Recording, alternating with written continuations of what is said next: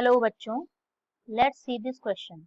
So the question says the adsorption of hydrogen by metals is called dehydrogenation, hydrogenation, occlusion और adsorption. Okay.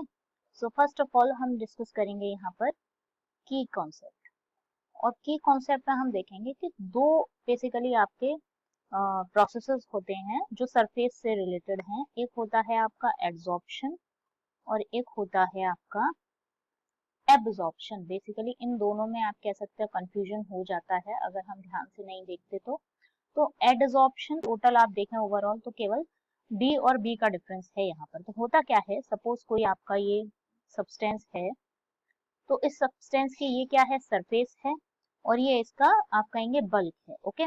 तो जब भी कोई दूसरा मटेरियल कोई भी मटेरियल सरफेस पे अटैच होता है या सरफेस पर आके जो का एडसॉर्प्शन, ठीक है. और वहीं अगर कोई मटेरियल इनसाइड द सरफेस चला जाता है या बल्क में चला जाता है तो that is called absorption. Okay. So basically ये मेन डिफरेंस है. ठीक है. अब क्वेश्चन पूछ रहा है यहाँ पर हमसे adsorption of hydrogen by metals को क्या कहते हैं. Okay. Adsorption of hydro called as H2 by metal.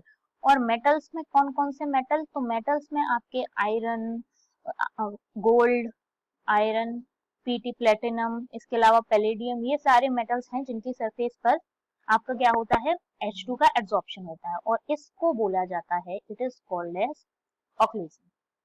ठीक है. तो this is known as occlusion. Other इसकी बात करें अगर हम तो डिहाइड्रोजनेशन जो है इसका मतलब होता है किसी भी कंपाउंड से हाइड्रोजन का हटना और हाइड्रोजनेशन का मतलब होता है H2 का ऐड होना. ठीक है.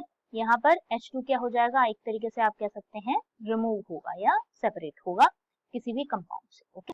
तो ये आपका क्या हो गया, absorption of hydrogen by metals and it is called as occlusion. So the correct option of this question is option number 3, that is occlusion. I hope you understand this question. All the best.